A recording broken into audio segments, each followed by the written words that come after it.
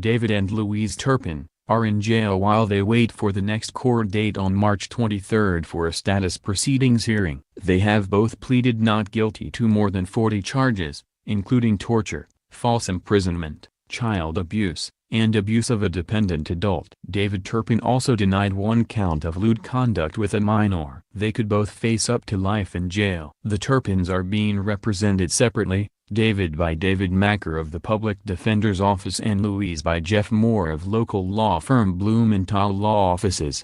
The couple are accused starving, choking and beating their children, aged between 2 and 29, and keeping many of them chained to their beds and keeping them locked in their rooms. They also reportedly only let them shower once a year. After the 17-year-olds escaped and called 911, police rescued their 13 children who were all severely malnourished. The eldest child weighed just 82 pounds and others looked much younger than their real ages. All 13 were taken to hospital for treatment after their release. They have been taken into care and several individuals have come forward to offer to adopt all the siblings. District Attorney Michael Heastren revealed some of the harrowing details of how the children were tortured. He told how they kept the children up all night and slept during the day in a suspected attempt to avoid any outsiders witnessing the abuse.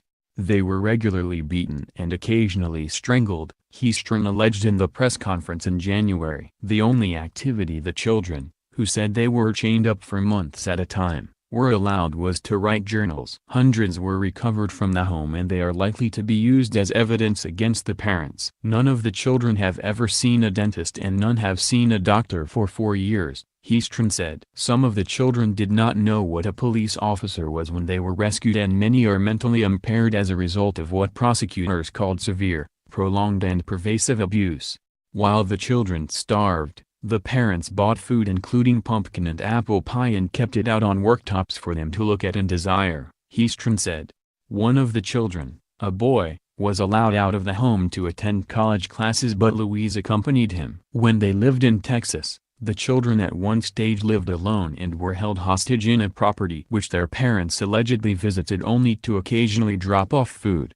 The only child who was safe from their torture was their 2-year-old, according to prosecutors. She showed no signs of malnutrition. According to Heastren, the abuse began in 2010 and has intensified ever since. At the time, the parents would tie the children up as punishment with rope, he said. One child recalled being hogtied. When they managed to escape, they moved on to using chains and padlocked. Prosecutors did not elaborate on the physical condition of each child other than to say that they were severely malnourished and some have suffered mental impairment. Officers previously said that the children were all covered in feces and urine. It was also claimed that the couple had 3 children tied up when police first knocked on the door. As they waited to be allowed in, Louise and David untied 2 of the children from furniture. When they entered the home, the only child who remained shackled was a 22-year-old, according to the responding deputies. The alleged abuse began when they were living in Texas, in 2010, and photos of that property after they moved showed the filthy conditions the family lived in.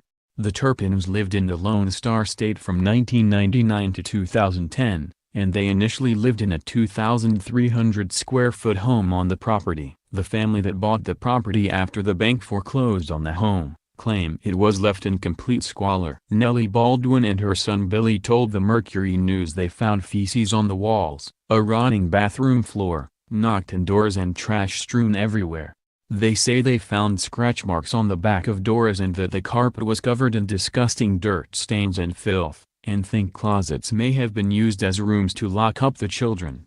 After several years at the property, the Turpins had moved into a trailer home on the 36-acre property. Nellie said the mortgage company or realtors brought 2 dumpsters to haul trash from the mobile home, and then took the trailer from the property. She also said a neighbor said he saw a dead cat on the trailer's stove. She said she and her son poured gallons of bleach on the floor of the house to kill the nasty smell, and said she scrubbed the kitchen cabinets countless times.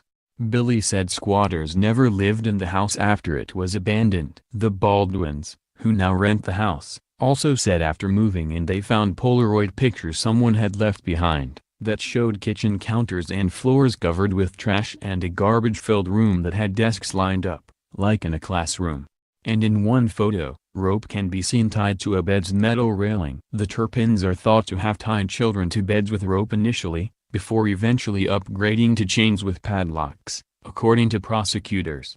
Baldwin also told FAL that she found unusual vents in the master bedroom closet when she moved in after the Turpins left in 2010. "There are 2 vents in the closet and they are covered up now," she said. She believes the couple's children may have been locked in there.